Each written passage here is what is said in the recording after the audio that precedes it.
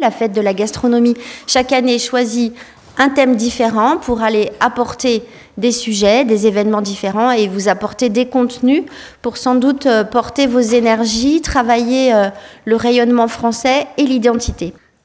Qui mieux que Rungis peut incarner le produit? Au cœur de notre alimentation se trouve donc le produit. Il en est même le point de départ, car sans bons produits, on ne peut pas faire de bons plats. L'excellence française, ça comprend toute cette transversalité, toute cette filière qui va de la fourche à la fourchette.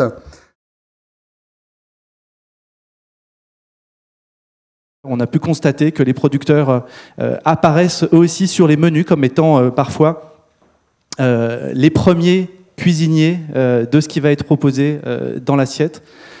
Il y a un regain d'intérêt, les gens se posent effectivement de plus en plus de questions pour comprendre rien que le sens des saisons. Pourquoi est-ce qu'en hiver il y a des légumes racines qui contiennent beaucoup d'énergie et quel est le sens de tout ça? Pourquoi en été les légumes sont plus là pour nous hydrater? Enfin voilà, toutes ces questions-là, parce que la cuisine c'est pas forcément manger des produits qui coûtent cher. Le cuisinier, il a le talent de travailler des produits bruts et de les transformer et de faire un bon repas avec, avant tout nourrissant, comme c'était expliqué, c'était très bien dit par le chef Alexandre Gauthier, qui disait que voilà, entre la pomme de terre et la truffe, le produit noble, c'est la pomme de terre parce qu'il nourrit les gens. Il y a une idée qui reste très forte, c'est que le foie gras, c'est que le sud-ouest. Aujourd'hui, c'est plus vrai du tout. C'est-à-dire qu'il y a beaucoup de régions qui ont développé la production de foie gras. En France, c'est très présent dans l'ouest, dans le Grand Ouest, notamment en Bretagne, où il y a des producteurs extraordinaires.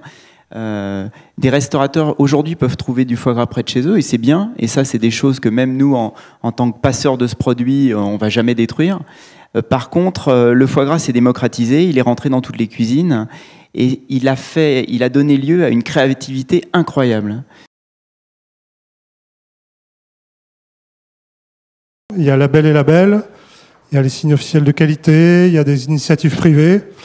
C'est quoi l'enjeu d'un label pour un producteur? Ce ne sont pas que des labels, en ce sens que une indication géographique, c'est un titre de propriété qui reconnaît et qui protège et qui réserve un nom d'usage à un produit dont la qualité est liée à une origine spécifique. C'est un outil pour redonner de la fierté aux producteurs.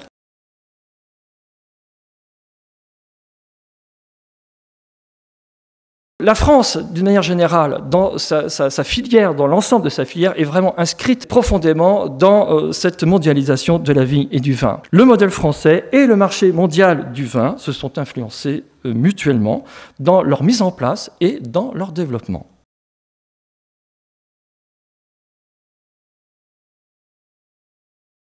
Nous n'avons que 10% aussi de la surface mondiale, mais en contrepartie, cette filière rapporte 7,8 milliards d'euros à l'État, que nous sommes le deuxième secteur excédentaire d'exportation en France.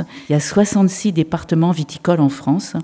Il y a 558 000 acteurs de la vigne et du vin, dont 142 000 producteurs. Et qu'il y ait aussi 10 millions de nos touristes qui viennent chaque année en France, dont 42% d'étrangers. Le goût du vin, finalement, il est ce qu'il est. Il est issu d'un lieu, mais il est aussi issu de la manipulation humaine. Donc, je pense qu'aujourd'hui, le goût du vin, il est de plus en plus mondial et il répond de plus en plus, on l'a vu avec l'intervention précédente, à une ouverture, finalement, sur le monde. Heureusement que nous avons cela, que nous avons les grands crus de Bordeaux, que nous avons les formidables terroirs de Bourgogne, que nous avons les bulles de Champagne, que nous avons aussi les spiritueux et le cognac qui est en plein boom en ce moment. Tout ça, ça donne une légitimité à notre pays incroyable sur le marché. Merci beaucoup. Je vais faire monter tous les participants. Je voudrais que vous les remerciez. Tout le monde avec moi, là, venez sur... Je ne sais pas vous, mais moi j'ai appris énormément de choses. J'ai trouvé ça extrêmement généreux. J'ai trouvé qu'il y avait des compétences exceptionnelles de tout le monde. Merci à vous d'avoir pris le temps d'être avec nous et de participer à ces échanges, à ces débats. Vous avez le droit de manger des bonnes choses, de vous enrichir. Vivez la fête de la gastronomie parce que ça nous appartient et on peut tous être fiers de ça.